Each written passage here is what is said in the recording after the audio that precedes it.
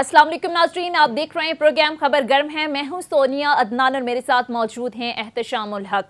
नाज़रीन, पंजाब में तहरीक इंसाफ की जीत और बढ़ते हुए मुआशी और सियासी दबाव के बावजूद हमने देखा कि नून लीग और इत्तेहादियों की जानिब से विफाकी हुकूमत में रहने और फौरी इलेक्शन में ना जाने का फैसला कर लिया गया है।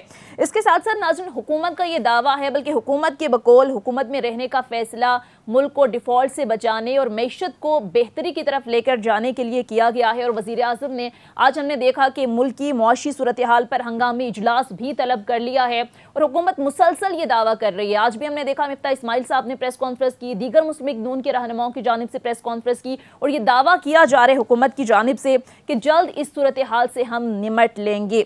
लेकिन सवाल यह है कि हमने देखा कि IMF के साथ स्टाफ लेवल एग्रीमेंट करने के बाद, IMF की तमाम तर शराइत मानने के बावजूद, इसके साथ साथ दोस्त ममालिक से 4 से 5 अरब डॉलर की यकीन दहानी के बावजूद भी जो मार्केट्स हैं वो हुकूमती दावों पर भरोसा करने के लिए तैयार नहीं है। आज भी हमने देखा कि डॉलर इंटर बैंक में 2 रुपये 93 पैसे महंगा हो गया। स्टॉक मार्केट्स की जो सूरत हाल है वो भी नहीं बदली, आज भी वहां पर मंदी का रुझान रहा। तो सवाल यह है कि इस हुकूमत में रहने का फैसला तो कर लिया है, लेकिन इस सारी सूरत हाल को कैसे मैनेज किया जाएगा। इसके साथ साथ नाज़रीन, PTI को पंजाब में वाज़े बढ़तरी के बावजूद क्या फिर भी गेम उलट सकती है? क्योंकि हमने देखा कि इत्तेहादी जमातों की जानिब से हमने देखा कि हमजा शहबाज को वाज़े अक्सरियत ना होने के बावजूद भी जीत का दावा किया जा रहा है। एक तरफ ये सूरत हाल है नाज़रीन, तो दूसरी तरफ हमने देखा कि एक बार फिर इन इंतखाबात को लेकर हॉर्स ट्रेडिंग का शोर शुरू हो गया है। एक तरफ हुकूमत अपोजिशन पर जो है वो पैसे देने का इल्ज़ाम लगा रही है, अपोजिशन हुकूमत पर इल्ज़ाम लगा रही है। और डायरेक्टली आज हमने देखा फवाद चौधरी साहब ने प्रेस कॉन्फ्रेंस की, इमरान खान साहब ने भी ट्वीट किया और कहा कि हॉर्स ट्रेडिंग के जो मास्टरमाइंड हैं वो आसिफ अली जरदारी हैं। बहरहाल दोनों जानिब से एक तरफ जीत का दावा किया जा रहा है, दूसरी तरफ लोग खरीदने का दावा किया जा रहा है। अब सूरत हाल 22 जुलाई को होगी क्या, ये अहम होगा। सारी सूरत हाल पर बहरहाल तफसील से बात करेंगे और प्रोग्राम के पहले हिस्से में बात करने के लिए हमें ज्वाइन साबिक चेयरमैन सेनेट और पीपल्स पार्टी के सीनियर रहनुमा हैं नय्यर बुखारी साहब ने। अस्सलाम वालेकुम सर, सबसे पहले बहुत बहुत शुक्रिया नय्यर बुखारी साहब आपके वक्त का। नय्यर बुखारी साहब, सवाल ये है कि अक्सरियत खोने के बावजूद जो है वो 22 तारीख को हमजा शहबाज की वजारत आला बचाने का दावा किया जा रहा है इत्तेहादियों की जानिब से, हुकूमत की जानिब से। लेकिन PTI जो है वो डायरेक्ट इल्ज़ाम लगा रही है हॉर्स ट्रेडिंग के और कहा जा रहा है कि हॉर्स ट्रेडिंग के मास्टरमाइंड आसिफ अली जरदारी हैं और आसिफ अली जरदारी साहब पर जो हैं वो इल्ज़ामात आयद किए जा रहे हैं कि ये खरीदो फरोख्त कर रहे हैं, ये खरीदो फरोख्त के कारोबार में मुलव्विस हैं। शुक्रिया। देखें, इल्ज़ाम लगाना तो बड़ी आसान बात है और इमरान खान पहले भी इल्ज़ाम लगाते रहे, लेकिन इल्ज़ाम को इस्टेब्लिश करना, जो इल्ज़ाम लगाता है उसकी जिम्मेदारी है। अगर इनके पास कोई कंक्रीट सबूत है तो जो फोरम्स हैं उन फोरम पे जाएं और इस्टेब्लिश करें। लेकिन ये बात आप जहन में रख लें, जब कोई इलेक्शन होता है या कोई कंटेस्ट होता है तो हर बंदे का राइट है उसको कंटेस्ट करने का, और वो अल्टीमेटली ये नंबर्स गेम है। जिसके पास नंबर्स कंप्लीट होंगे वो पंजाब की चीफ मिनिस्ट्री उसके पास होगी और दूसरा जो है वो अपोजिशन में बैठेगा। लेकिन किसी को एफर्ट्स करने के लिए, अपनी कामयाबी के लिए आप रोक तो नहीं सकते। वो किस किस्म के एफर्ट्स करता है, वो जो लीगल फ्रेमवर्क है, कॉन्स्टिट्यूशनल प्रोविजंस हैं, उसमें रह कर उनको बात करता है, या कोई किसी जमात से भी जो मुंसलिक है, A से या B से, अगर वो गैर मुतमईन है अपनी क़यादत से, नाला है अपनी क़यादत से, उसके खिलाफ जाना चाहता है, आप उससे जबर से रोक तो नहीं सकते। अगर वो जाएगा तो फिर जो आईनी प्रोविजंस हैं वो इन्वोक हो जाएंगी। इसलिए ये अब घबराए हुए हैं, इनकी अपनी जमात में एतमाद नहीं है इनकी क़यादत पे, इनके MPs का, और ये इल्ज़ाम तराशियाँ कर रहे हैं। तो जिसके पास नंबर्स गेम्स 22 को होगी वो चीफ मिनिस्टर हो जाएगा। अपरेंटली तो बिल्कुल आप जो आप फरमा रही हैं कि नंबर्स गेम्स में हमजा साहब के पास कितना है। अभी जो इलेक्शन है ये रन अप का इलेक्शन है, जो प्रेजेंट लोग होंगे, मौजूद होंगे, जिसके पास मेजोरिटी होगी, he will be the chief minister. तो let's see, politics is the game of art of possibles. ठीक है, जो एफर्ट करेगा वो सक्सीड भी कर सकता है। ठीक है नय्यर बुखारी साहब, अब अभी भी पुरुम्मीद हैं कि हमजा शहबाज साहब की जो वजारत आला है वो बचाई जा सकती है। अगर आगे बढ़ें तो सर इलेक्शन में जो है वो फौरी जाने का फैसला नहीं किया गया है, इत्तेहादी जमातों की जानिब से, हुकूमत की जानिब से मुद्दत पूरी करने का फैसला किया गया है। इस दौरान हमने देखा कि सख्त मुआशी फैसले जो कि नागुज़ीर थे आपने और ज़ाहिर है हुकूमत ने मिलकर किए, लेकिन इसकी सख्त और भारी कीमत, सियासी कीमत आप लोगों को चुकानी पड़ी। पंजाब के जो इंतखाबात हैं ज़िमनी, उसकी सूरत में हमने देखा। तो सर मज़ीद अगर आप मुद्दत पूरी करते हैं तो ये तो राइटिंग ऑन द वॉल है कि आप मैनेज नहीं कर सकेंगे मुश्किल जो मुआशी सूरत हाल है, मजीद फैसले करने पड़ेंगे लेटर ऑन। आपको लगता है कि जनरल इलेक्शन में भी अगर इस तरह की सूरत हाल होती है तो वो सियासी कीमत चुकाने के लिए आप तैयार हैं? देखिए ना जी, गुजारिश है कि जो उसके अभी बेनिफिट्स डिविडेंड्स हैं, जो इक़दामात लिए हैं, उस पर हमें उम्मीद है कि हम उसमें रिकवर कर जाएंगे। लेकिन मुझे ये जो फौरी इंतखाबात का मुतालबा करते हैं, फौरी इंतखाबात कोई हल नहीं है इकोनॉमिक इशूज का। इनके पास कोई इकोनॉमिक प्लान है जो नए इंतखाबात मांग रहे हैं? इन्होंने कौम को बताया कि हम इस सिचुएशन से कैसे निकलेंगे। इस कौम को फंसाने वाले ये हैं कि जो पिछले पौने 4 सालों में कितने कर्जे बढ़ाए, कहाँ 24 बिलियन डॉलर से 44 बिलियन डॉलर पे लेके चले गए हैं। जो 70 साल के कर्जे थे वो 24 बिलियन डॉलर्स पे थे। तो इस कौम को इस जगह लाने में साबका हुकूमत का किरदार है और मौजूदा हुक्मरानों ने इसको डिफॉल्ट से बचाने की कोशिश की।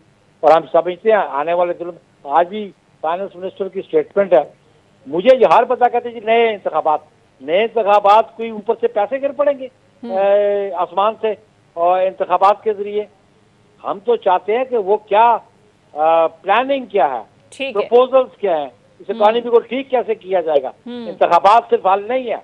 ये बड़ा अहम सवाल आपने किया है, ये बड़ी अहम बात आपने की है एहतशाम साहब। जिस तरह से नय्यर बुखारी साहब बात कर रहे हैं कि पाकिस्तान तहरीक इंसाफ अर्ली इलेक्शन का मुतालबा तो कर रही है, लेकिन बिलफर्ज पाकिस्तान तहरीक इंसाफ आ जाती है तो फिर क्या मुख्तलिफ हो जाएगा सर? IMF की वही शराइत होंगी, बल्कि मजीद सख्ती की जाएगी। इमरान खान साहब का जो बयानिया है उसको लेकर, तो इकनॉमिक प्लान तो उनके पास भी नहीं है।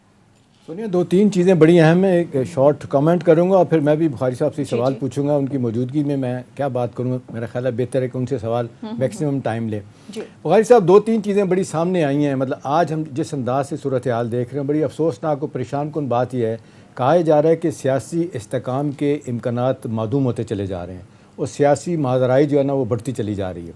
अब होना क्या चाहिए था? बुनियादी तौर पर जिस अंदाज से पंजाब का इलेक्शन बाई इलेक्शन हारे हैं PML वाले, उन्होंने बड़ी ग्रेस दिखाई, फ़ौरन बयानात आए, तस्लीम करते हैं। उसके फ़ौरन बाद उन्होंने यू टर्न लिया। उन्होंने कहा नहीं जी, हम तस्लीम क्या करते हैं, हम हारे नहीं हैं, हारे तो PTI वाले हैं, उनकी इसलिए कि हमने 4 सीटें उन्हीं की छीन ली हैं, ये तो उन्हीं की सीटें थी। अब सवाल ये है कि जिस अंदाज से सारी दुनिया देखती है, अभी देखें बोरिस जॉनसन अपने लोग उसका साथ छोड़ के चले गए। उसने कहा 6 वज़ीरों ने इस्तीफ़ा दिया, उसने कहा जी मैं घर जाता हूँ। आपने पड़ोस में देख लें बुखारी साहब, ईस्ट पंजाब में क्या हुआ।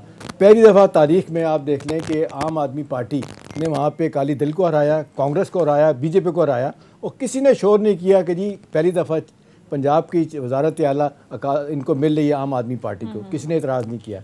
हमारे यहाँ देखें सूरत हाल क्या है, आपने एक्सेप्ट कर लिया कि जी नंबर गेम में आप पीछे हैं। किसको नहीं पता कि अब जिस तरीके से 188 का नंबर है तादियों का, 180 PMLN के, और फिर उसके बाद जिस अंदाज से बड़े वाज़े तौर पे बयान दे के फंस गए, अदालत ने उनको बुला लिया राना सनाउल्लाह को कि जी आप देख लें कि जिस अंदाज से 5 बंदे हमने इधर उधर कर दिए तो फिर क्या होगा, मैं अपनी मेरी क़यादत ने इजाज़त देती हूँ, मैं ऐसे ही करूँगा। उसका बयान, उनका बयान उन्होंने ले लिया। अब देखिए इस अंदाज से जो महाजराई बढ़ाना और फिर जिस तरीके से माजत के साथ बुखारी साहब जो तस्वीरें आज जो वीडियो चली हैं हंसने की, वहाँ पे क्या क्या लगने की, जरदारी साहब भी हैं, शहबाज शीह साहब भी हैं, मौलाना साहब भी हैं, तो वो that didn't go well with the public कि जी एक तरफ आप देख लें 2 दिन में 20 रुपये तक डॉलर बढ़ गया, स्टॉक मार्केट आप देख लें क्रश कर गई है, 190 बिलियन डॉलर 2 दिनों में लोगों का चला गया। लोग तवक्को कर रहे हैं कि कोई एक वायबल प्लान लेके आप लोग आते। अभी ठीक है, मैं आपकी इस बात से एग्री करता हूँ कि हल नहीं है फौरी इलेक्शन, लेकिन एक तो हल हो सकता था कि भाई पंजाब में आपको अगर पंजाब में कोई और हुकूमत करता हुआ नजर आ रहा तो करने दें उसको।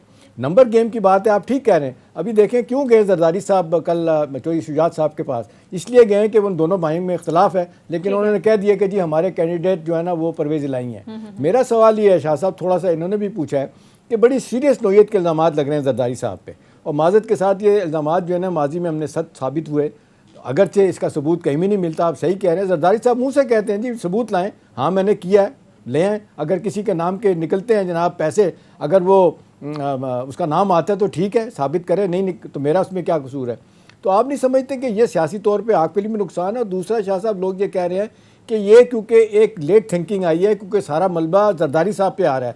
PMLN की क़यादत में झगड़ा हुआ, कहते हैं जरदारी साहब ने अपनी गेम बनाई है, हमें फंसा दिया। मेन जो है ना वो कह लेंगे नून लीग सफ़र कर रही है, इत्तेहादी मौज कर रहे हैं, वज़ीर अपनी अपनी मर्जी के बना लिए, हमारे लिए मुश्किलात पैदा कर लिए। इन हालात में आप नहीं समझते कि आपकी पार्टी की सियासी साख को भी नुकसान पहुँच रहा है? सॉरी लंबा हो गया सवाल। देखिए, इल्ज़ाम तराशियाँ जरदारी साहब पे आज से नहीं 90 ऑनवर्ड लग रही हैं। बात यह है कि जब बंदा को पॉलिटिक्स में है तो वो अपनी सियासत करने में जो जो जो लीगल फ्रेमवर्क है, कॉन्स्टिट्यूशनल फ्रेमवर्क है, उस पर एफर्ट्स करता है, उसमें क्या हर्ज है? या तो इस्टेब्लिश करे ना कोई करप्शन और करप्ट प्रैक्टिसेस को इस्टेब्लिश करे, फिर तो बात है, इसके लिए फोरम भी मौजूद है। और जहाँ तक एन का मामला है, एन का तो राइट बनता था कि नेशनल असेंबली में स्ट्रेंथ उनकी 84 मेंबर्स की थी, हम 56 पे थे, तो राइट तो उन्हीं का बनता था। और हमने जब शुरू आगाज में किया था इसलिए कि जब हम कहते थे इमरान खान कमियाँ डिसॉल्व करो, इलेक्शन करवाओ, उस वक्त कहता मैं सरप्राइज दूंगा। और सरप्राइज कैसे कैसे दिया? असद कैसर की सरप्राइज आ गई, प्रेसिडेंट आरिफ अलवी की सरप्राइज आ गई, इसकी इमरान खान की सरप्राइज आ गई कि जब vote of no confidence move हो चुका हो तो कोई इख्तियार नहीं होता उस प्राइम मिनिस्टर के पास असेंबली डिसॉल्व करने का। और उसके एडवाइस पे जो प्रेसिडेंट ने एक्ट किया वो भी आपके सामने है। इसलिए मैं समझता हूँ कि अभी ये जो इकोनॉमिक प्लान है ना उसकी ज्यादा अहमियत है। अब हमने आपकी बात में बड़ा वजन है, वो उन्होंने बड़ा गलत किया, स्पीकर साहब ने गलत किया, प्रेसिडेंट आरिफ ने गलत किया। आज देखने हाइंडसाइड में लोग देखते हैं, कहते हैं कि इनका एक्ट ठीक नहीं था, सियासी तौर पे उनको नुकसान हुआ। बहरहाल उस बंदे का बयानिया जिसका नाम इमरान खान है गलत है, सही है, बिक गया। प्रोसेस में आप लोग सारे बयानिया नहीं था, चला नहीं, उसके बाद जो इस वक्त सूरत हाल बन गई है वो बंदा डिक्टेट करवा रहा है। आज आप नहीं मानेंगे, कल मेरा ख्याल है फिर वो दबाव लेके आएगा। तो मेरा नहीं ख्याल कि अगर कोई सियासी हल ढूंढे बगैर इस मसले का हल हो सकता है। मैंने कल भी कहा था और आज भी कहता हूं कि मतलब ये सारे लोग जब नहीं बैठेंगे, डायलॉग का एहतमाम होना चाहिए, सारी पार्टियां बैठ के फैसला करें कि नेक्स्ट हमने किधर जाना है, किस तरफ जाना है, इलेक्शन करवाने नहीं करवाने, कोई एक फ्रेमवर्क तय कर लें, लाएमल तय कर लें। उसकी तरफ ना इमरान खान जा रहे हैं, ना आपकी पार्टी जा रही है, ना नून वाले जा रहे हैं, ना फजल रहमान जा रहे हैं। देखिए एहतशाम साहब, हम तो डे वन, हम तो हमेशा डायलॉग के हक में रहे। हमारी political party season political parties हैं, उन्होंने कभी डायलॉग से इनकार नहीं किया। डायलॉग से इनकार तो हमेशा इमरान खान ने किया। और आज तक जो उसका एटीट्यूड है टुवर्ड्स ओपोनेंट्स और टुवर्ड्स इंस्टीट्यूशंस वो आपके सामने है। और वो डिक्टेट करना चाहता है तो डिक्टेशन तो नहीं चलती। अगर वो डायलॉग करना चाहते हैं तो देखे ना, वो कहते हैं जी आप नए इंतखाबात कराएं। नए इंतखाबात के तरीका सिर्फ यही है कि एडवाइस प्राइम मिनिस्टर करे। ये तो पार्लियामेंट में है नहीं है। और धमकियां देते हैं कि जी 2 मेंबर की इनके पास स्ट्रेंथ है, हम कल इसका बटन स्विच ऑन कर दें, ऑफ कर दें। तो भाई आपको किसने रोका?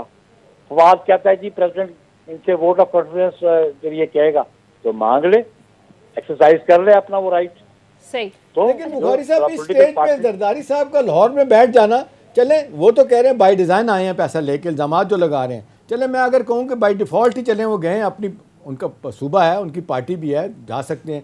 इस स्टेज पे आप नहीं समझते अगर ना जाते तो ये जो सारे इल्ज़ाम उन पे लग रहे हैं, आपकी पार्टी पे लग रहे हैं, ये PMLN पे लगने थे। आप मुफ्त में क्यों बदनाम होने की बात हो रही है आपके बारे में? जी देखिए जी, वो मैं अर्ज करता हूँ एहतशाम साहब कि इस सारे प्रोसेस में क्योंकि चेयरमैन बिलावल कैबिनेट में है, उनकी और मसरूफियत है, फॉरेन अफेयर्स मिनिस्ट्री है, हमने हम कोलिशन पार्टनर्स है पंजाब में बैठ के। तो जरदारी साहब ने पहले भी कहा कि मैं अपनी पार्टी को स्ट्रेंथन करने के लिए मैं लाहौर में बैठूंगा, मैं पंजाब में बैठूंगा और फिर जो पॉलिटिकल प्रोसेस है उसमें मैं शरीक रहूँगा। वो तो उस लिहाज से बैठे हैं, बल्कि मैं खुद तो पिछले काफ़ी अरसे से मतलब है कि मेरी सेहत ठीक नहीं थी, मैं लाहौर ही था। मैं तो समझता कि मैं विभिन्न सेक्रेटरी जनरल, मुझे भी लाहौर में होना चाहिए।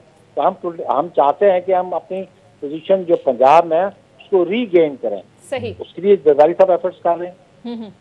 ठीक है। अच्छा नैयर बुखारी साहब, अब हम देख रहे हैं कि जो सियासी अदम इस्तेहकाम है उसका तासुर इतना मजबूत हो चुका है कि ना डॉलर संभल रहा है, ना स्टॉक मार्केट काबू में आ रही है, मुल्की मैशत तबाही का शिकार है, ज़ाहिर डिफ़ॉल्ट का भी खदशा जाहिर किया जा रहा है। लेकिन सियासी जमातें जो हैं वो मिसाक मैशत पर तैयार नहीं हैं। तो सर फिर इसका हल क्या है, क्योंकि जब तक सियासी तौर पर इस्तेहकाम नहीं आता तब तक तो ये जो मुआशी अदम इस्तेहकाम है वो इसी तरह से जारी रहेगा। तो हल क्या है सर आपके पास? और इसमें एक ऐड कर दूं बुखारी साहब, जुमला वो भी आप ले लें कि आज जावेद चौधरी साहब ने कल कॉलम लिखा है, वो ये कहते हैं कि दावा उनका है कि जी मामलात इतने ख़राब हो गए हैं कि माशाल्लाह की तरफ जा रहा है मामला, या जुडिशल कू होगा अगर ये नहीं, आखिर में वो कहते हैं कि अगर नहीं बैठे ये। तो आपको लगता है कि खुदा ना खास्ता वो सूरत हाल बन रही है?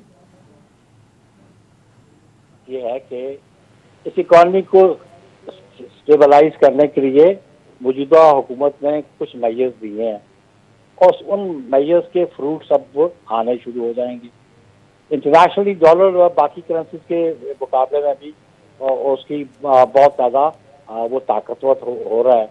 लेकिन हम ने जो इकदाम उठाए हैं जिसके कॉन्सिक्वेंसेज हमें बाई इलेक्शन में भी भुगतने पड़े, हम अल्टीमेटली उसके फ्रूट्स कौम के सामने रखना चाहते हैं। लेकिन जो चाहते हैं नए इंतखाबात, इनके पास तो कोई प्लान ही नहीं है। इनके पास इलेक्शन मसाइल का हल इलेक्शन नहीं है, से इलेक्शन हो जाते हैं। साहब इसमें एक चीज़ माजत के साथ देखिएगा, आप कह रहे हैं मैशत ठीक तरफ जा रही है, ये PMNN के अंदर झगड़ा शुरू हो गया है कि मिफ्ता इस्माइल साहब ने बेड़ा गर्क कर दिया है। उनके अपने लोग कह रहे हैं कि इसहाक डार को आके संभालना चाहिए, और वो लोग कह रहे हैं नॉन सीरियस हैं, उन्होंने कभी जिस अंदाज से फैसले करने चाहिए वो नहीं कर पाए। आप देख लें, वो गए अमेरिका गए, IMF से बात करके आए, फिर आपने देखा उसके बाद दोहा में IMF के साथ उनकी मीटिंग होती है, सारी चीज़ें तय हो गई। कल मरियम औरंगजेब साहब ये बात कर रही थी कि अभी तक हमें एक धेला नहीं दिया, स्टाफ लेवल डिस्कशन के बाद कुछ ना कुछ पैसा आ जाता है। हमें तो हर तरफ से मुश्किलात पैदा होनी है, $21 बिलियन वापस करना है इन्होंने, कोई चीज़ ठीक नहीं है, तेल लाने के लिए पैसा नहीं है। बुखारी साहब, मईशत कहाँ ठीक हो गई है सर? देखिए ना जी, ये कोई इन 3 महीनों में मईशत खराब हुई है या मिफ्ता इस्माइल जिम्मेदार है जहाँ पे इकॉनमी पाकिस्तान की आके खड़ी हुई है? ये पिछले 4 साल में जो हुक्मरानी करते रहे हैं, जिन्होंने $20 बिलियन जो है कर्जा बढ़ाया आया, उनकी कोई जिम्मेदारी नहीं थी। और फिर जो ट्रेड डेफिसिट है कहाँ चला गया, करंट अकाउंट डेफिसिट है वो कहाँ चला गया? तो 3 महीने में तो ये नहीं किया, ये तो वो सारे कॉन्सिक्वेंसेज है पिछले 4.25 साल में इनके इक़दाम थे। लेकिन आप ये देखें कि ये जो मिफ्ता इस्माइल साहब हैं वो इंडिपेंडेंटली वर्क तो नहीं करते, वो शहबाज शरीफ साहब उनके प्राइम मिनिस्टर हैं, फिर उनके जो रैबर रहनुमा है वो बैठे हुए लंदन में, उनकी गाइडेंस भी वो लेते हैं। वो ए टीम है, शाहदार साहब की, नवाज शरीफ साहब की ए टीम है, शहबाज शरीफ साहब की, मिफ्ता इस्माइल और शाह खान अब्बासी बी टीम है।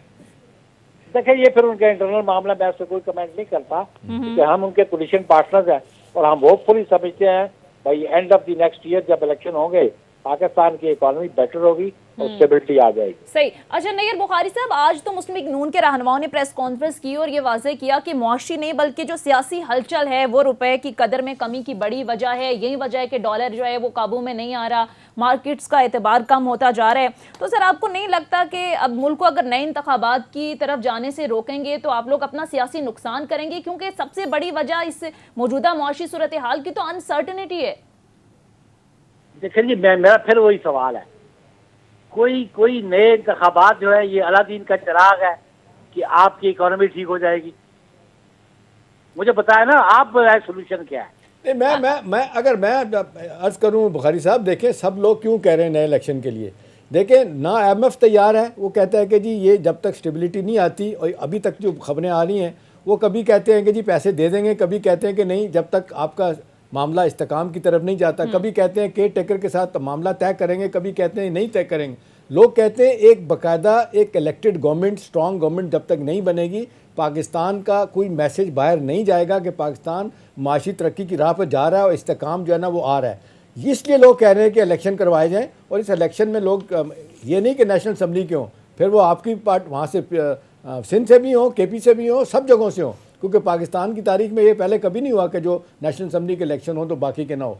तो ये सब लोग कह रहे हैं कि एक दफ़ा इलेक्शन करवाने पड़ेंगे, ये एक रोज़ का जो झगड़ा ख़त्म हो गया जी, जो धांधली हुई। अच्छी बात है कि ये बाई इलेक्शन के बाद तो पहली दफ़ा 1970 के बाद जो है ना एक तासुर पैदा अच्छा हुआ है कि जी फिर इलेक्शन में शिकस्त तस्लीम की गई है। जी सब गुजारिश ये है कि इलेक्टेड गवर्नमेंट मजबूत तब होगी, स्ट्रॉन्ग तब होगी जब इकॉनमी स्ट्रॉन्ग होगी। वो तो इलेक्टेड गवर्नमेंट आज भी बैठी है, ये तो एफर्ट्स कर रही है इकोनॉमी को स्ट्रेंथन करने के लिए। मेरा एक सवाल है कि मुझे वो बताए वो कौन सा खजाने का मुंह खुल जाएगा नए इंतखाबात के बाद? वो मुझे जरिया बता दें कि जी 20 मिलियन डॉलर आपके पास आ जाएगा। सही। मुझे वो तरीका बता दें। ठीक है। आप इलेक्शन प्रोसेस में जाएंगे, आपकी कंडीशन और वर्स्ट होगी। जो मेजर्स रहे हैं उसके समरात को आने दें आप, और वो समरात जब आएंगे तो आपकी इकोनॉमी स्ट्रेंथन होगी, तो आपकी पॉलिटिकल गवर्नमेंट भी स्ट्रेंथन होगी। Without economic stability political government strengthen नहीं होगी। लेकिन बुखारी साहब समरात तो कोई नहीं आ रहे ना, अब तक के जो मेजर लिए गए हैं, वो देखें कड़े फैसले आप लोगों ने किए, आपने टैक्सों की भरमार कर दी, IMF की शराइत मान ली गई, इतनी कड़ी शराइत के स्टेट बैंक का रोल ही खत्म हो गया, मार्केट में इंटरवेंशन कर ही नहीं सकते। और आप देख लें जिस अंदाज से फ्री फॉल हो रहा है डॉलर, वो तो कहते हैं किसी तरह की कोई चीज़ अपने जिसको कहते हैं हाथ में नहीं आ रही कि चीज़ें ठीक हों। और सारे लोग PMLN के अंदर देखें, प्राइवेटली भी अदरवाइज परेशान बैठे हैं कि जी ये हमें सियासी तौर पे कुछ हासिल करने के लिए बहुत बड़ी कीमत देनी पड़ रही है। उस तनाज़र में लोग कहते हैं फिर इलेक्शन में जाएं। देखिए जी, मेरा फिर सवाल है शाम साहब, as a common citizen of Pakistan, as a common citizen of Pakistan मेरा फिर सवाल है कि नए इंतखाबात क्या लेके आ जाएंगे? एक नई पार्लियामेंट आएगी ना, एक नई प्रोविंशियल असेंबली आ जाएगी, A पार्टी होगी या B पार्टी होगी।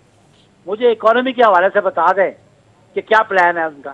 बुखारी साहब माजरत के साथ उनकी एक्सेप्टेबिलिटी तो होगी ना। आज आप देख लें कि अगर आप फर्ज करें 1 साल की और हुकूमत करते हैं तो ये मार दाड़ लगी रहेगी, इमरान पीछे पड़ा रहेगा, आप लोगों के लिए कोई काम नहीं करना देगा। अगर नए इलेक्शन हो जाएंगे, कम से कम यकतरफा तौर पे आप एक तरफ होकर सोच सकते हैं कि आपने किस डायरेक्शन में जाना है। नो एहतिशाम साहब, ये खाम ख्याली है।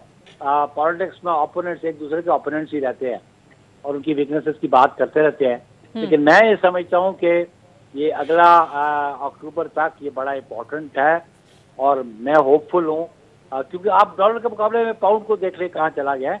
ये इंटरनेशनली डॉलर काफ़ी स्ट्रॉन्ग जा रहा है और होपफुली कि IMF जब ये 25-26 अगस्त को इसका बोर्ड की मीटिंग फाइनल हो रही है और उसके समरात आपको डिलीवर होने शुरू हो जाएंगे। और बाकी जो मुल्क हैं, जो आपके दोस्त हैं, जो आपके पड़ोसी हैं, आपकी मुआवनत करेंगे तो आप इस क्राइसिस से निकल पाएंगे। अब पर उम्मीद है कि मौजूदा क्राइसिस से जल्द निकल आएंगे और फौरी इलेक्शन जो है वो मसाइल का हल। बहरहाल साबिक चेयरमैन सेनेट नय्यर बुखारी साहब, सीनियर रहनुमा पाकिस्तान पीपल्स पार्टी, प्रोग्राम में हमारे साथ मौजूद थे। बहुत बहुत शुक्रिया सर आपके वक्त का। मुख्तसर ब्रेक लेते हैं, ब्रेक के बाद वापस आएंगे कुछ दीगर मेहमानों के साथ, कुछ मजीद इशूज़ पर भी बात करेंगे। Stay with us.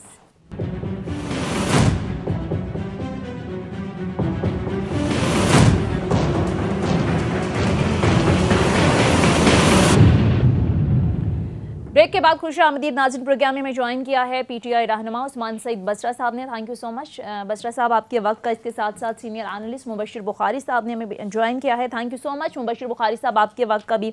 बसरा साहब, सबसे पहले तो आपकी तरफ आते हैं। ये PTI को पंजाब में वाज़े बढ़ती तो है, लेकिन कुछ खदशात का इजहार किया जा रहा है कि गेम अभी भी पलटी जा सकती है। सर, बड़े हॉर्स ट्रेडिंग के इल्ज़ामात लगाए जा रहे हैं। एक तरफ आपकी जमात लगा रही है, दूसरी तरफ मुस्लिम लीग नून के तो रहनुमा सामने आ गए। उन्होंने तो कहा है कि हमें काफ लीग की तरफ से, PTI की तरफ से 10 करोड़ की ऑफर्स की जा रही हैं। बिस्मिल्लाहिर्रहमानिर्रहीम। सबसे पहले तो मैं आपको बताऊं, जब हम आज आपसे बात कर रहे हैं बैठ के, पाकिस्तान की 75 साल तारीख की सबसे बड़ा मुतनाज़ा इलेक्शन कमीशन पाकिस्तान के अंदर मौजूद है। ये वो इलेक्शन कमिश्नर है जिसके सोच पे अल्फी पड़ जाती है जब बारी आती है इंसाफ की और पाकिस्तान तहरीके इंसाफ की। और इसकी जो तमाम तर मामला जो हैं वो एक पार्टीजन के खुल के सामने आते हैं, दूसरी मुस्लिम लीग नून और पीपल्स पार्टी के हक में और PTI के खिलाफ। देखिए अभी आज जो राजा सगीर वाली सीट के ऊपर PP7 के अंदर, मतलब कि आपने 2 दिन से ये एक बददियानती की इंतहा की हुई है कि आप वहां पे रिकाउंट की इजाजत नहीं दे रहे, और अब जाके हमने हाई कोर्ट से ली है। तो रिकाउंट एक दफा हो चुका है ना? सर नहीं, एक दफा भी इजाजत नहीं हुई। अब हमने हाई कोर्ट से उसको जाके इजाजत ली है। ये पाकिस्तान की इससे बड़ी क्या बदकिस्मती होगी कि पाकिस्तान के अंदर जब 21वीं सदी के अंदर दुनिया चली गई है मुरीख के ऊपर, और हम इस किस्म की जो इलेक्शन कमीशन को फेस कर रहे हैं, जो एक पार्टीजन है, जो एक पार्टी बना हुआ है। 14 के करीब वो फैसले हैं एहतशाम भाई जो इस इलेक्शन कमिश्नर ने किए, जो आपकी हाई कोर्ट ने रिवर्ट किए हैं, उनमें से एक फैसला भी स्टैंड नहीं कर पाया पाकिस्तान तहरीक इंसाफ के खिलाफ। नंबर 1। उस्मान, एक चीज़ बताएं, अभी तो आप इलेक्शन जीते हैं, बड़ी थम्पिंग मेजॉरिटी से जीते हैं, वाह वाह आपकी हो गई। अभी आप इतने सीरियस नोयत के इलेक्शन कमीशन पे इल्जामात लगा रहे हैं, जीत के भी अगर हार जाएंगे तो फिर तो आप कहेंगे इनको दुनिया से खत्म कर दिया। लॉजिक ये बनती थी कि अगर खुदा न खास्ता हम हारते तो कोई बात करते तो कहते आप इल्ज़ाम लगा रहे हैं। हम कह रहे हैं जो 4 सीटें मुस्लिम लीग नून जीती है, जिसके अंदर आप सबसे बड़ी, हम आपको पता है हमारे इस कैंपेन के अंदर सबसे बड़ा तारीख साथ जलसा कहाँ हुआ है?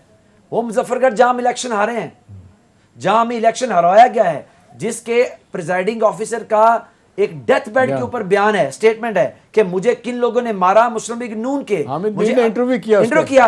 आज उस इलेक्शन कमिश्नर को और उस इलेक्शन कमीशन को सोए हुए तकरीबन 48 घंटे हो गए हैं। वो इलेक्शन कमीशन जो बड़ा एक्टिवली कर रहा था डस्का के अंदर कि जनाब वो एक बंदे का बयान आ गया और हमने सारा इलेक्शन खोल देना है, हालांकि पार्टी नहीं थी मुस्लिम लीग नून उसके अंदर। एक सेकंड, बड़े एंथुसियास्टिक लग रहे हैं, चलें थोड़ा सा मुबश्शिर को भी शामिल करें। मुबश्शिर, ये बताएं, आप लाहौर में बैठे हुए हैं, ये जोड़ तोड़ का जो सिलसिला वहाँ पे शुरू हुआ है, ये सीरियस नोयत के इल्ज़ाम जो लग रहे हैं, जरदारी साहब पे, अभी बुखारी साहब से भी बात कर रहे थे, नईर बुखारी साहब के, वो वहाँ पे आके क्यों बैठ गए और खामखा अपने ऊपर इल्ज़ाम क्यों ले रहे हैं? और PMLN के अंदर, PMLQ के अंदर जो झगड़ा शुरू हुआ है, वो तारक बशीर टीमा साहब, वो जो आप देख लें, बज़ाहिर तो वो उनके साथ थे, 2 हिस्से बन गए थे, चौधरी शुजा साहब के साथ। शुजा साहब ने ऐलान कर दिया कि हमारे कैंडिडेट परवेज़ लाई हैं, वो कहते हैं कम से कम 2 बंदे उनके तोड़ के जो ले जाएंगे हमदा की तरफ। आपको क्या लगता है कि इस सारे मामले में पीछे क्या हो रहा है? जी बिल्कुल, जोड़ तोड़ का अपने अपने मसल्स फ्लेक्स कर रहे हैं। देखिए, ये पंजाब का जो इलेक्शन है, ये ना सिर्फ कॉम्प्लिकेटेड बना दिया गया बल्कि कंट्रोवर्शियल भी बना दिया गया, और बहुत पहले से कंट्रोवर्शियल बना हुआ है। उसमें आप अगर देख लें जो कंडक्ट रहा माजी में दोनों जमातों का, मैं किसी एक को मुर्द इल्जाम नहीं ठहराता, पहल की गई चौधरी परवेज लाई साहब की तरफ से, वो जो डिलेइंग टैक्टिक्स थे, और फिर उसका जवाब दिया PMLN ने, उन्होंने उनके 20 बंदे तोड़ लिए। तो ये एक टग ऑफ वॉर जो चल रहा था, उसकी कंटिन्यूटी अभी भी जारी है, अभी भी दोनों तरफ से यही कोशिशें हो रही हैं। और उसमें एक जो जिस चीज का बेनिफिट उठाया जा रहा है PMLN की तरफ से, और चूंकि PTI में काफी डिसिडेंट्स थे, हमारी जो पहले, अगर आप एपिसोड देखें, पहली जो इलेक्शन हुआ जिसके नतीजे में हमजा शहबाज चीफ मिनिस्टर बने, उस वक्त हमारी मीडिया रिपोर्ट्स और हमारे दोस्त जो PTI के हैं, वो क्लियरली, मतलब हमें अंदाजा था कि कोई 40 के करीब जो है इनके डिसिडेंट्स हो सकते हैं, लेकिन सामने सिर्फ 20 आए। उसकी वजह सिर्फ यही थी कि जो बुजदार साहब की अपॉइंटमेंट थी एज चीफ मिनिस्टर, उस पे एतराजात थे। फिर खान साहब का थोड़ा सा मामला ये था कि उस वक्त तक वो इन MPs की पहुंच से दूर थे, वो शिकायत अपनी आती, अब तीसरी शिकायत हो गई है। देखिए, मेजॉरिटी पार्टी है PTI इस वक्त, पहले भी थी 183 के साथ, अब 5 कम हो गई है, 178 हो गई है। फिर भी हक बनता है PTI का चीफ मिनिस्टर लाने का, अगर आप जमहूरी रवायात की बात बताइएगा। अभी देखिए ना, जिस तरीके से इल्ज़ामात लगा रहे हैं लोग जरदारी साहब पे कि जी बैग भर के लेके गए हैं, यूरो भी हैं, डॉलर भी हैं, स्टर्लिंग पाउंड भी हैं, पैसा भी है, और मुझे कहने में कोई आर नहीं है कि जिस तरीके से वो मास्टर हैं, तो आपको याद होगा बलूचिस्तान की गवर्नमेंट बैठे बैठाए, कोई बड़ा इशू नहीं था, गिराई थी उनके सेनेट में किस तरह आए थे, और फिर आपने ये भी देखा कि साजिद संदरानी को बचाने वाले कौन थे, इवेंचुअली उन्होंने ही बचाया था। कितना पैसा चला था माजत के साथ मुझे नहीं पता, लेकिन इल्ज़ामात सीरियस नौयत के हैं। मेरा सवाल यह है कि जी इस वक्त जरदारी साहब इस तरह के इल्ज़ामात क्यों ले रहे हैं, या आप समझते हैं कि सारा इल्ज़ाम उन्हीं पे आ रहा है, PMLN के अंदर झगड़ा है कि हमें इन्होंने मरवा दिया, हमने इनकी बातें सुनी है, इनके कहने में नहीं आना चाहिए था हमें? जी, कल की जो मीटिंग हुई थी उसमें जो डिसाइड हुआ है, अंदर काफी इंटरनल डिबेट हुई, और उस पर डिसाइड ये हुआ कि तमाम जो इनके कोalition पार्टनर हैं फेडरल गवर्नमेंट में, वो हाई मॉरल ग्राउंड पे का मुजाहिरा करेंगे और उस पे ये बिट्रे नहीं करेंगे। नंबर 1 तो ये हुआ। दूसरा ये कहा गया कि देखिए, मतलब अगर हम उस तरफ चले जाते इलेक्शन की तरफ, तो वो रिस्पॉन्सिबिलिटी जरदारी साहब पे आ रही थी। तो जरदारी साहब ने कहा इससे बड़ी मैं क्या आपको अपनी सिंसेरिटी की मिसाल पेश कर सकता हूँ कि बिलावल भुट्टो जो चेयरमैन है पाकिस्तान पीपल्स पार्टी के, अगर देखा जाए तो पाकिस्तान पीपल्स पार्टी एक बड़ी जमात है, और उसके जो चेयरमैन है वो शहबाज शरीफ साहब की कैबिनेट में मिनिस्टर हैं, फॉरेन मिनिस्टर। मतलब पार्टी के अंदर भी इस बात पे, पीपल्स पार्टी के अंदर भी इस बात पे काफी एतराजात आए, लेकिन फिर भी उन्होंने ये साबित करने के लिए कि हम आपके साथ हैं और हम जो भी कर रहे हैं वो मुल्क के लिए कर रहे हैं, उन्होंने ये इनिशिएटिव लिया। और कल की मीटिंग के बाद भी उन्होंने कहा जी हम आपका बर्डन शेयर करते हैं, और उसमें यकीनन मैंने जो शुरू बुखारी साहब की तरफ वापस भी आएंगे। अच्छा बसरा साहब, एक तो PMLN ये कह रही है कि पाकिस्तान तहरीक इंसाफ जीत पर इतने जश्न क्यों मना रही है? ये तो वही सीट्स उन्होंने जीती हैं जो कि पहले उन्होंने जीती थी, और इसमें तो वो कह रहे हैं कि हमने गेन किए, हमने 4 सीट्स वहां पर भी जीत ली, तो जश्न किस चीज का मना रहे हैं आप लोग? अच्छा, एक मैं थोड़ा सा आपकी खिदमत में ये अर्ज करूंगा कि तज्जिया कारी ने जो नए अल्फाज निकाल लिए हैं, मतलब कि डेटाई, बेशर्मी और बेगैरती, और जिस अंधाधुंध तरीके से पाकिस्तान की सियासत को पल्यूट किया जा रहा है, उसको लोगों ने निकाल लिया जी। वो बड़े जी जरदारी साहब दलाली कर रहे हैं। जरदारी साहब एक दलाल हैं जो पैसा उठा के हराम का ले आए हैं, लोगों के ज़मीर खरीद रहे हैं। चुनाव जरा बेहतर सर मेरी बात सुनिए, कर सकते हैं, आपको हक है करने का। सुनिए, आप मुझे बताइए, चले एक आदमी पैसा उठा के ले आया है, हमारे 4 MPs ने एफिडेविट लिख के दिए हैं, वो कह रहे हैं हमारा ज़मीर खरीद रहे हैं, इसको दलाल नहीं कहेंगे, क्या कहें उसको? लेकिन सर 2018 के इलेक्शन में तो नून लीग की सीट ज्यादा थी, उस वक्त सोनिया आपके बंदों ने सुने आपके बंदों ने कहा कि जी हमें ये कहा जा रहा है पैसे दिए जा रहे हैं, कुछ सबूत तो नहीं है ना सर। उन्होंने एफिडेविट लिख के, सुनिए, उन्होंने एफिडेविट लिख के दिया है कि हमें फलां आदमी ने कॉल की, फलां आदमी से हमारी बात करवाई गई, और बदकिस्मती से आज पंजाब का जो वजीर दाखिला बना हुआ है वो शेख रशीद ने भी तो कॉल की थी ना, शेख पुरी साहब के बारे में कहा था कि पैसे ला रहे हैं तुसी। सर मेरे सुनिए, वो काम तो आप लोगों ने भी किया। फिर उन्होंने जाके इसको काउंटर किया, उन्होंने कहा कि ये मेरी सारी टेप बनाई गई है, मेरी मुख्तलिफ आवाजें निकाल के। अब देखिए इशू क्या है, जो सबसे अहम इशू है तशाम भाई, हम उसको इग्नोर कर रहे हैं। मरकज के अंदर रजीम चेंज ऑपरेशन हुआ, इमरान खान साहब तब प्राइम मिनिस्टर थे, अपने वजीर खजाना को भेजते हैं न्यूट्रल्स के पास कि जाइए उनसे जाके बात करें कि ये साजिश अगर ना रुकी तो मुल्क को इकोनॉमिक क्राइसिस में चला जाएगा और व्हर्लपूल से निकल नहीं पाएगा। आज वही हुआ है ना, आज मुल्क इकोनॉमिक क्राइसिस जेओपर्डाइज हो गया ना जी। आपकी स्टॉक मार्केट बैठ गई डॉलर देखने, आज वही इमरान खान कह रहे हैं, अगर जिसकी पहली पशीन कोई सियासी सही साबित हुई, अगर यहाँ पे आज पंजाब के अंदर डिक्टेट तो नहीं करा सकते ना। इस वक्त फेडरल गवर्नमेंट जिस तरह जनरली आपको हटाया गया था ना, देखिए सर देखिए, अब मेरी let me complete with my argument. आज वही इमरान कह रहा है आपको, जिस आदमी ने पहले कहा कि आप फाइनेंशियल जेओपर्डी होगी, तबाही होगी ना फाइनेंस की आपकी। आपके सुप्रीम कोर्ट में कल ऑब्जर्वेशन आई चीफ जस्टिस साहब की कि ये डॉलर के साथ क्या हो रहा है। एक सेकंड, मुझे सर ब्रेक की तरफ जाना है, ब्रेक से वापस आके मैं आपसे ही कंटिन्यू करूंगी। मुख्तसर ब्रेक लेते हैं नाज़रीन, स्टे विद अस।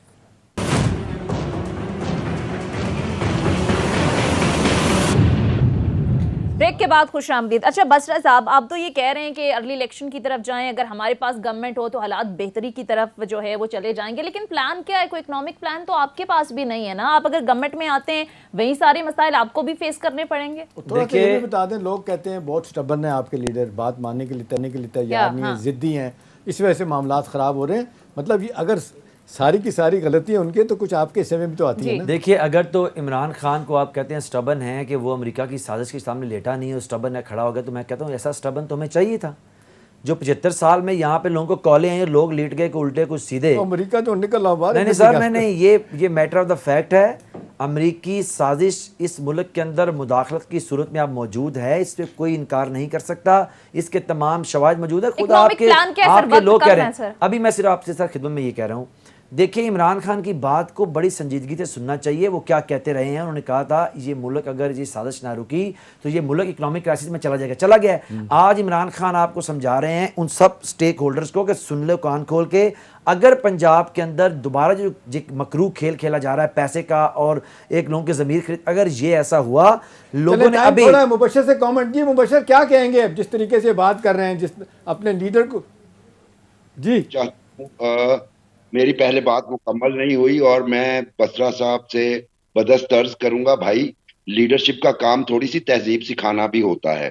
अनफॉर्चुनेटली हम जो हैं एक मजहबी इंतहा पसंदी के बाद एक पॉलिटिकल इंतहा पसंदी की तरफ जा रहे हैं।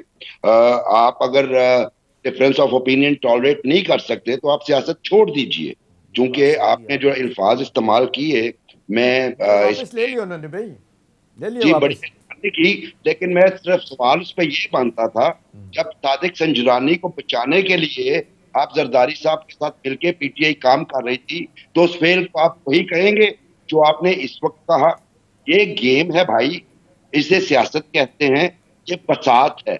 इस पे आपको पलटे मारने पड़ते हैं। हाँ साहब के अपने को कॉल यू टर्न भी लेने पड़ते हैं, जो यू टर्न नहीं लेता वो पॉलिटिशियन नहीं होता। तो जब आप इस नैरेटिव के साथ एक तरफ हर चीज को जस्टिफाई कर रहे हो तो दूसरी तरफ के पॉइंट ऑफ व्यू को भी सुनना चाहिए। मैं सब यही अर्ज करना चाहता हूँ। और दूसरा, लीडर के तौर पे आप पे बहुत बड़ी जिम्मेदारी है, एक कौम को थोड़ी सी तहजीब भी सिखाएं। ठीक है। और चलिए आखिरी कमेंट ले लें, तहजीब क्या सिखाने को दे। आप ये बताएं दिसंबर में क्या हो रहा है आपकी असेंबली, ये हटा के आपके लोगों को दोबारा इस्तीफे तो नहीं दिया आप लोगों ने? लेकिन हम तो सिर्फ ये कह रहे हैं कि हम किसी सूरत इस मकबूजा असेंबली के अंदर जो अमेरिका के डोनाल्ड लू की साजिश के बाद पाकिस्तान की असेंबली नहीं रही है। हुआ ना? सर सुन लीजिए, सुप्रीम कोर्ट कहती है आप सर देखिए नेशनल सिक्योरिटी, सर नेशनल उन्होंने मुदाखलत कहा है ना, वो कहते हैं मुदाखलत है जबरदस्ती ना। हम कहते हैं कि वो कहते हैं मुदाखलत है, उनकी अपनी अंडरस्टैंडिंग है। हम कहते हैं ये साजिश है और उसके बाद मुदाखलत है। इलेक्शन जीत लिया, इसको बेच दिया, सौदा बिका, अब आगे चले ना। नहीं सर, यही बात है, पाकिस्तान का आम आदमी समझ चुका है। हम इस मकबूजा असेंबली के अंदर किसी सूरत पे ना हुकूमत लेने को तैयार है ना लेंगे। हम इससे बाहर हैं, नए इलेक्शन की डिमांड कर रहे हैं, फ्री एंड फेयर इलेक्शन, और जिसका रिजल्ट इंशाल्लाह वही आएगा जिन 20 हल्कों के अंदर आया है। लोग इस वक्त अमेरिकी गुलामी करने को तैयार नहीं है। खत्म हो रहा है, असेंबली अपनी मियाद क्यों ना पूरी करे भाई? आप मुझे बताएं, जबरदस्ती है कोई? बताएं। मैं कहता हूं कि वो असेंबली जिसके अंदर पाकिस्तान की सबसे बड़ी जमात को अमेरिकी साजिश और डॉलरों के बाद बाहर निकलवा दिया गया है, हालात पैदा करके, तो क्यों पूरा करे? नहीं, ये मुतनाज़ा नहीं है, कहीं साबित हुई है? मुदाखलत साबित मान रही है, मुदाखलत साबित है, आपकी नेशनल सिक्योरिटी मुदाखलत साबित है। कुछ कहना एक लफ्ज़ मुदाखलत साबित है कि नहीं? जी मुबश्शिर साहब कुछ कहना चाह रहे हैं? बत्रा साहब, 2013 वाली असेंबली जो है वो साजिश की असेंबली नहीं थी। आप उस असेंबली में भी बाहर, प्रॉब्लम यह है कि आप हुकूमत में नहीं होते तो आप असेंबली से बाहर रहते हैं। 2000 में ये सारी पीटीएम, 2013 में पीटीएम की सारी जो लीडरशिप है असेंबली के अंदर थी, आप बाहर थे। आज फिर वो अंदर हैं और आप बाहर हैं। असेंबली को अंदर तमाम जमातें कह रही थी कि ये इलेक्शन रिग्ड हुआ है, इंक्लूडिंग वो तमाम के साथ थे। प्रोग्राम का वक्त खत्म हो चुका है। बहुत बहुत शुक्रिया सीनियर बशीर बुखारी साहब और पीटीआई रहनुमा उस्मान सईद बसरा साहब प्रोग्राम में हमारे साथ मौजूद थे। नाज़रीन फीडबैक जरूर दीजिएगा। अगले प्रोग्राम तक इजाजत दीजिए। खुदा हाफिज़।